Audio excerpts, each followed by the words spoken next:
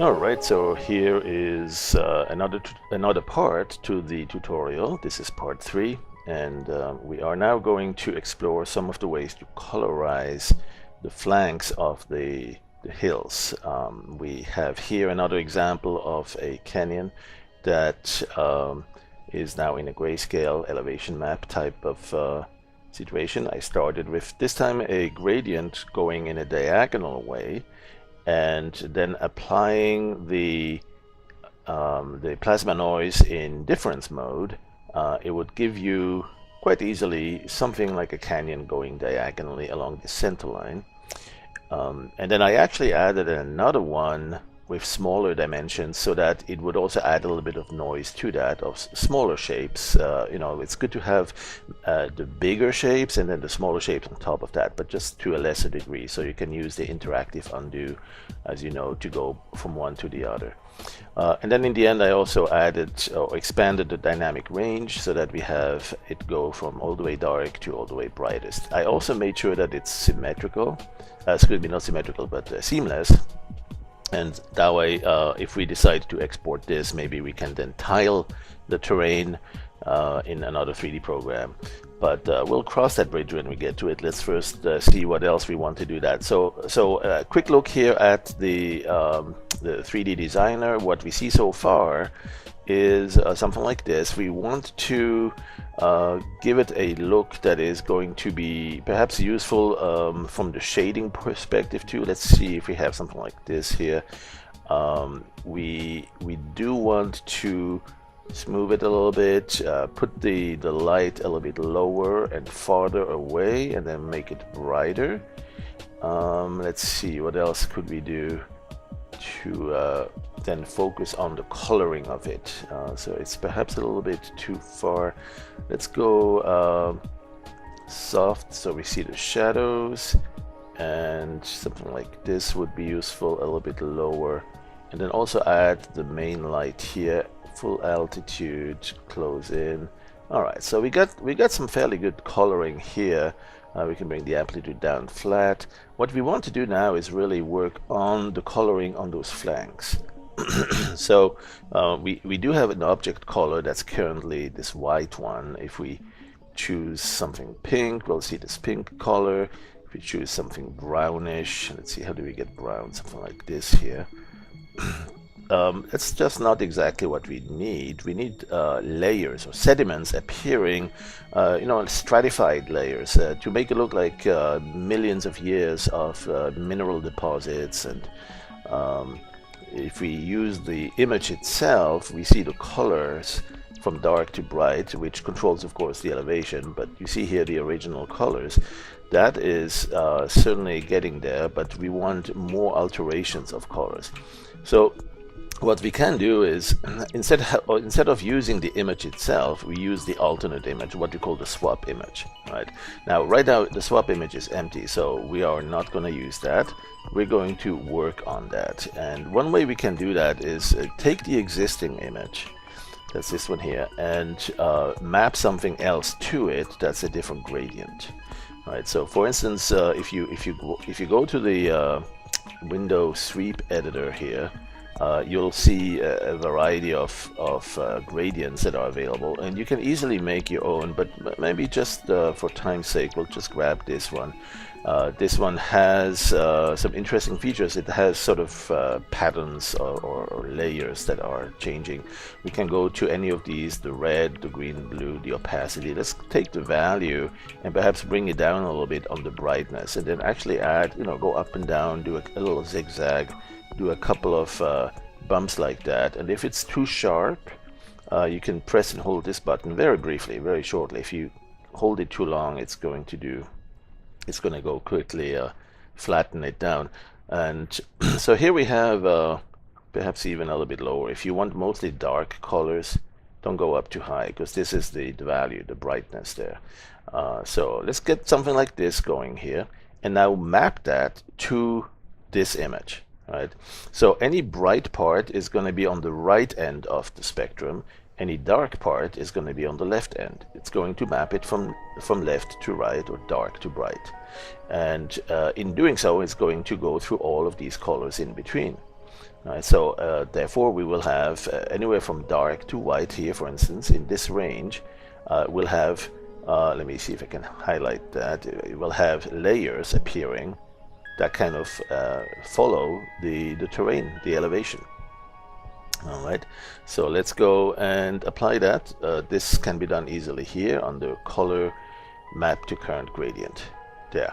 So now we have a color map that shows perhaps something of an evolution along the colors. Now we have it over the entire terrain, and that's that's okay initially, but perhaps we really don't want that over the entire terrain. Right? Perhaps we want that only on the flanks. We don't want it on the peaks at the top where we'll probably have snowpacks. We don't want it at the bottom where there's going to be green and foliage and grass growing and trees. But on the flanks, that's where we want it. So we need to select a portion of that, and you can do that from the selection simply by selecting a particular gray value, or just kind of a shortcut into the midtones. And so it's selecting this band here of midtones. It's not selecting the inside dark or the outside bright parts here. In fact, you can show what's been really selected by using the overlay alpha. And anything that's turned into pink is not selected. So here where you see the original gray, it's got it fully selected. You can of course adjust that a little bit with selection adjust alpha to make it a bit more contrasty, so that you have a much sharper do or die type of selection. Right here you select it all, or here you have a gradual transition. So with that you can perhaps tighten what part of the image is actually selected. But now as you apply this filter for color map to current gradient, you'll see that it's only applying it to that selected area.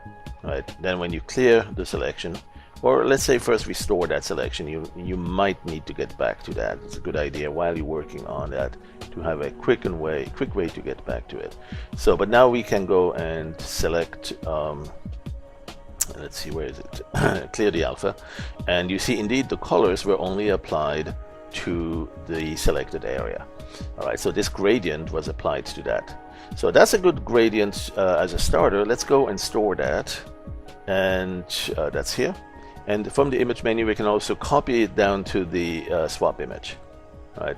And so we are still looking at the main image, which of course is what we need to restore as an elevation map. That's this one here. And if we switch here, this little S here allows you to switch back and forth between the main image. As you see here in the title, it will show main or swap. So you are on the main image, here you're on the swap image. It's kind of the backside, or another layer. It's the backside of your canvas if you want to visualize it that way. So here's the swap image that contains the coloring for the terrain, and here is the elevation map. We could actually make changes also for the white parts, such as to add snow to it, and the same thing for the valley. We could perhaps turn it, instead of keeping it dark gray, we could turn it into a greenish tint, that sort of things. But we'll leave that for another exercise. So right now I want to follow on those walls and see how they look when we actually map them in the 3D designer. So let's go to our transform filter again, transform 3D designer. And so now we have that. Now we have these layers, these sediment deposits, so to speak, appearing along the flanks of the terrains. And that's exactly what we were trying to see as a starting point. Right? Now, there are other things we want to do, and perhaps some of it is, it's a little bit too clean, or too, it's not disrupted, right? What I'm saying is that this may look great for a Grand Canyon scenario, right? For a Monument Valley Canyon. But what you may want to do is a little bit more, I don't know, there's an earthquake or a tectonic plate that shifts this thing up, a little bit of disruption, a little bit of Mother Nature has her way at this mountain. And so maybe we want to also add a bit more disruption to that. And one really clever way to do that is going back to the swap image. We want to basically displace it. Now, by what do we displace it? Well, we can actually use this image as a displacement map. So switch over to this, so we see the colors, and we know that at that point this image is actually behind it, and we are now going to displace it. Displace by swap.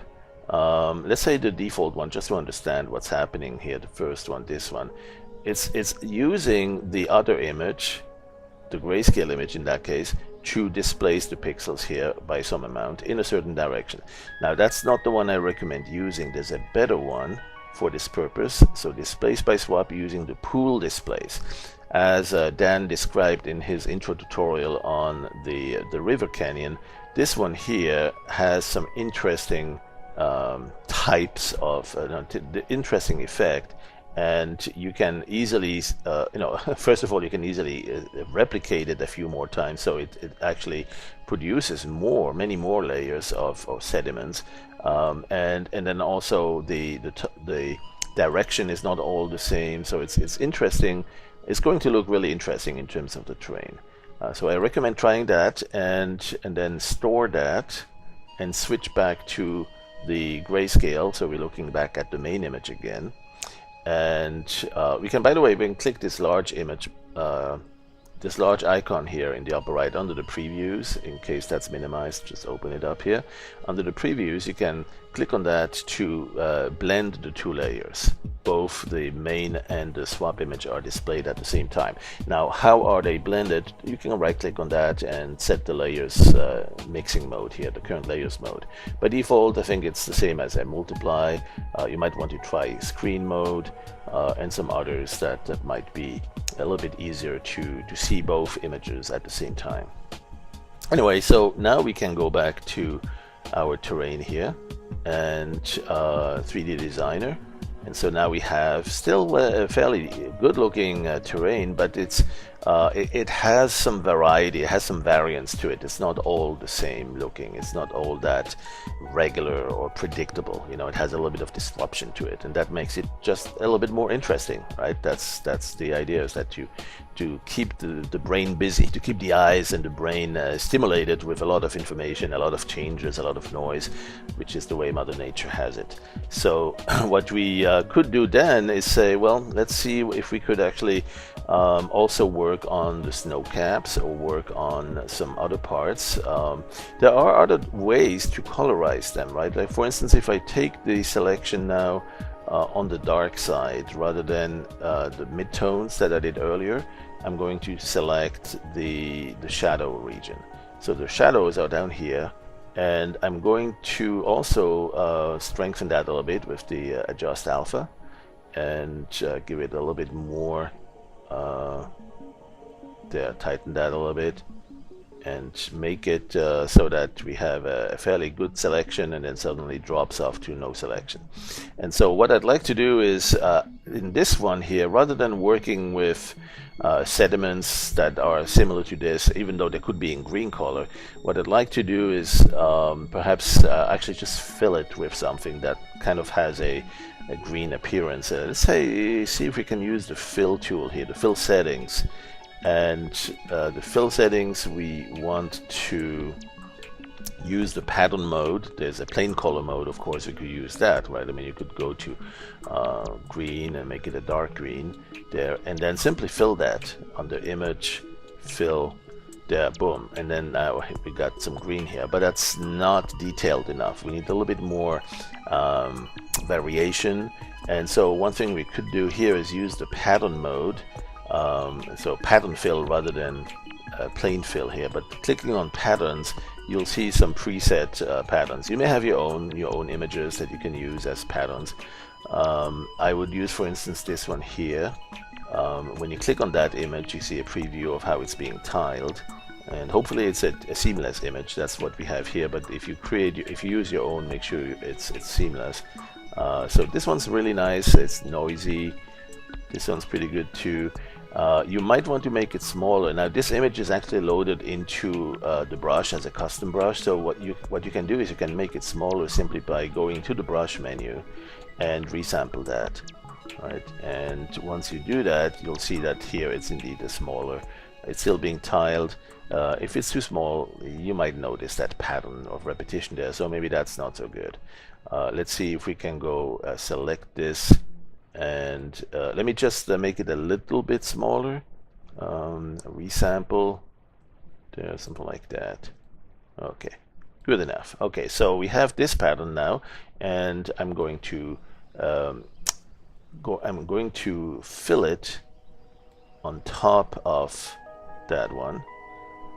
Wait, that did not happen. Oh, it's still plain color mode. I need to go pattern fill mode. There you go. And use the fill tool. There you go. Now, if I wanted that some of that green to still dominate as well, I can do again this interactive undo and go back to the original image, the prior image, or fully textured, or somewhere in between. Right? That's a quick way and easy way to kind of say, okay, I want a little bit of that bumpiness or detail, but just not too much of it. Right? So you could do something like this. There's other ways to fill it too, by the way. You could use the actual fill tool. Let's go use the fill tool right here, and then simply click in here, and that will apply that. Now, when you do that, you can also set the mode that controls what is the fill, how is it filling. That's actually the fill settings panel here. When you click on that, you'll see the fill settings panel. And there is a fill mode you can also set somewhere. There it is, fill mode. So instead of additive or default, which is replacing it, you could do a multiply mode. And that's particularly useful if you already have some other patterns and you want to kind of combine the two. Like if you have this plain color and you want to fill in here, there you go. Now you see a combination of the two. And let's say you switch to a different pattern, maybe one with something that looks like treetops. I think, or grass patterns, but I think I have this one here that looks a bit like treetops perhaps, and very remotely. And what you could do then at that point is say, let's make that one also a multiply or a screen mode, or some other type of replace or color combination as we fill it. Now, because we already have a texture here, if we just click here, it's not going to fill it much. We need to give it some tolerance. And so that's going to go right there. It's too strong, so what we'll do is we'll reduce it, so we go between the two. Right here you go from the original texture to this one, and you can easily use that interactive undo to adjust the amount of coloring you want, combination you want between the two saved images. Alright, so that's, I think, a good start for the grass. And so how do we combine the two, right? Because if you look at the image that we have here, let me store this image quickly here. Store image copy, right? This image, we started with the grayscale and added the grass, but the colors that we have for the flanks, for the parts on the outside here, the rocks, they were not in here. We actually could have done that. What we could do, perhaps the better way, the easier way to work with this, is to actually start from this one, right? And then start from this one and do your selection. Let me store this selection quickly here. Store alpha there. So so you work from this gray image and you say, okay, I need to select the dark parts, and then once you have that selection, then you can actually go back to this image where we have the coloring on the flanks, but we don't select it. So we're not going to touch it, and we are going to keep using the inner parts, the dark parts here, to select that, and now we can then apply this. But the way we do it right now here, it's going to replace the entire image. So we need to find a way to combine this image with this existing one in such a way that only these images are being updated. Right, and so I think we can do that in a couple of ways. Let's try this here. I don't know for sure that works, because if we combine it like this, this will, yeah, no, this is going to do a combination all over, combine, multiply, for instance. Yeah, it modifies it all over there too, even on the non-selected parts. So what we could do though is we can load one image in the image buffer. That's already there, right there, and then the other image into the swap buffer, right? And then we just rub it through. So it's kind of like a scratch lottery ticket. So let's switch to, let's see, here we're on the swap image. Here we are on the alpha image. They seem to be containing the same right now. So let's go to the swap image.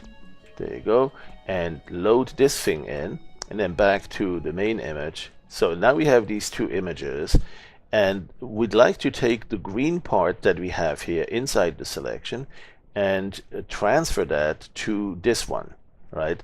The outside should not be affected. The inside here should be affected.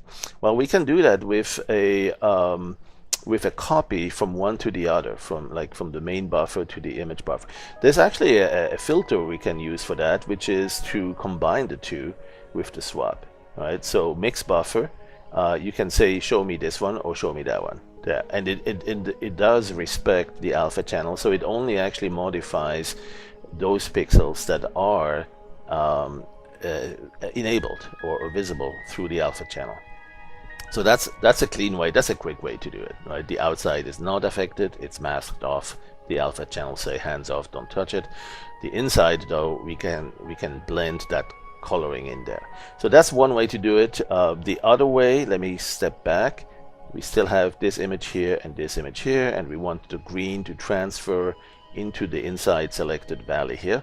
What we can do also is simply rub it through, as I mentioned. So I'm going to go to the paint brushes and perhaps grab me just a large airbrush, even a very large one, 50 or 75 to go a little bit faster. Here's an idea of what it will do. It's painting inside the selection, but I don't want to paint, I want to rub through the image that I already have in the swap image there. So I'm going to rub it through, and that's one of the modes. So I'm going to need to look here in the context bar, there's the mode, and there's a rub through mode. There you go. So now as I'm rubbing through here, I'm painting, I'm actually rubbing through like a lottery scratcher ticket, right? I'm rubbing through and getting the image to start appearing here. Now, one thing that's interesting with that, I can actually do that at low intensity or low opacity if I want to only get a little bit of that. If I want to still keep some of that gray there, that's the nice thing, is I can change the opacity right there, lower the opacity, perhaps increase the step a little bit, perhaps add a little bit of randomness under the brush settings here, add a little bit of randomness to the position, random position, there you are. And so now as you do that, let me zoom in a little bit here, you can see that the coloring is gradually appearing, but it's not instant, and you have to paint over it quite a bit. You know, keep going, keep going, keep going. I think I can, right? It's a little choo-choo train here. So we keep going through that, and gradually the pixel values are being blended. If it's too slow, we can increase the opacity a little bit, and we get there a little bit faster. And so with that, what's interesting is that you get to combine two features together, right? You have some features like the gray part of the valley underneath it that you want to also still see a little bit, and then you have some features that are from the greenish textured band that we have in the swap image that we are gradually transferring here. And again, the nice thing about doing it this way is that it's not homogeneous, it's not all the same. Plus you can use the right button to perhaps apply it in a different way, reduce it, or there's all sorts of different things you can do when you really control it at the painting level. So now we have this combination done, and you see I have one image now that contains, still has the original rock formation colors. Then we have this grayish transition into the green lush valley or trees. And of course this is a pattern that would be really interesting to also have a little bit in the elevation map itself. right? So the elevation map is has its own sort of changing gray. It's not all flat, by the way. Here you might look at it and say, oh, that's deep part of the valley and it's all flat. But the elevation map actually does have a transition of gray inside here as well, as you can see. So it might actually be good to perhaps flatten that by controlling with the filter, adjust value, controlling the contrast a little bit, so it doesn't show those gray anymore in the elevation. It just brings it down a little bit darker. And the other thing we could do also is actually add, let me see if we can make that a little bit darker. There you go. Another thing we could do is add a little bit of bumpiness coming from this image there. All right, so again, one way we could do that is with this filter. Where do we have it? Filter, combine with swap, mix buffers, and we can see here, don't do that much, do just a tiny little bit. The bump map is very sensitive to changes. The elevation is going to change very quickly. If you make it like this, it's going to peak out. Those trees are going to be very high above the mountains, too bright. So what you want to do is have just a little bit, just a hint, just enough that we can actually kind of see a little bit there, something happening without necessarily seeing what it is. We want to turn that into a grayscale also, because in the end that elevation map is going to be treated as a grayscale. So we can certainly do that right here as well, grayscale. We can even do a exposure to a color, to a lens color here. And then so now we have this as a grayscale, Control D to clean that, and we have a deeper, flatter valley, not totally flat yet. There's still a little bit of a river perhaps, or a creek, or a dry riverbed, but it's going to look pretty decent, I think, in terms of the coloring, it being down low flat, having a little bit of green appearing, and that's what we will see in the color map. So let's see where is our color map. Oh no, I didn't store it, did I? Or did I here? No, I did not. Okay, so I need to store that color map. So let me do this. I'm going to store this elevation map. There you go. That's this one here. And then I'm going to undo until I go back to the image that has a combination of the colors for the color map. There, that's this one. So let's make sure we store this one. And that's really something we should do a lot. You know, just like the expression, save often. Well, you also should store often as you're working with this and you have some temporary images or significant stages reached. You will want to save, you want to store that. Now storing will only store it in memory. It's not going to store it or save it on a file. And if it's really important, you should definitely save it as well. Alright, so but anyway, we are here on the main image. We need to copy that to the swap image. That's the coloring, copy to swap. And then we can, in the main image, we can have this one as the elevation map. Alright, so quick look. Yep, here's the colors and here's the elevation. And what are we going to do with that? Well, of course, we are going to render with 3D Designer. And so now what we see is that we have the bottom part of the valley appearing in green, and we do have the terrain elevated, and it's all starting to take shape here. So I think this will be it for this tutorial. I wanted to show you some techniques to build your own color maps. Of course, there's a lot more, and we can also see creating a texture directly from inside 3D Designer.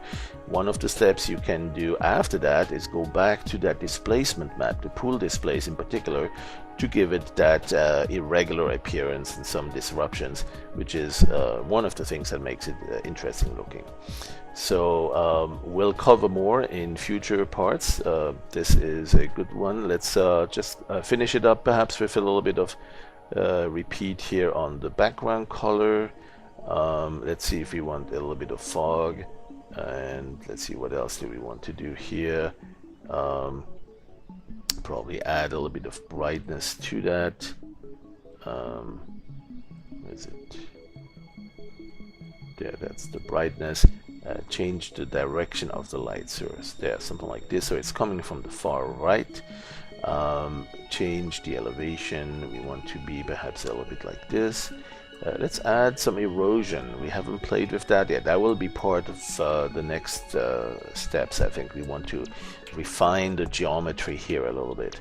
So you'll see you can work with that erosion there, and you can also work with the sediments, and that's what we will explore some more in upcoming parts, sequels to this tutorial.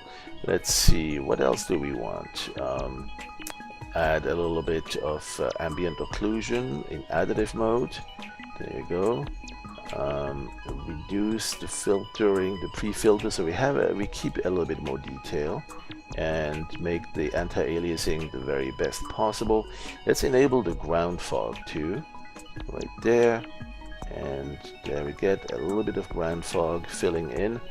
And let's see, oh, clouds. Let's do a faster preview on the clouds with this, and or maybe this mode, snowstorm, a little bit more of that. Let's reduce the brightness. Let's make it kind of a midsummer snowstorm, not snowstorm, but thunderstorm look.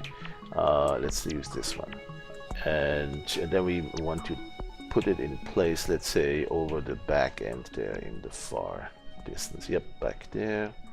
Let's see, right into the cloud, into the mountain scene. Make the scale a bit bigger, and then we can tilt it down. And let's see, zoom in and move a little bit to the left. Or we could also scale it. Let's see, move it up, something like that. Right. And you see how that just never ends. You keep going and you find even more interesting things to try and look at it from different angles. And there you go. So let's go do a little bit more fog. You know what? That sky is too grayish. I need to make it brighter. So let's go perhaps something like this. There. That's a little bit more brightness. And all right, well, I'll just leave it with that. We now see some coloring, we see some erosion. We'll talk about that a little bit more, but we definitely have a more interesting looking terrain now, because we have added these color changes, the textures, and also some details on the ground. It almost looks like there's some trees or vegetation or some other things. And of course, it's always one of those things. Do you really want to see it, or do you want to just get a hint of it? And that's where sometimes the fog is interesting to be added with that as well. Alright, well, thanks for watching, and stay tuned for more parts to this entire series on how to create your perfect river canyon.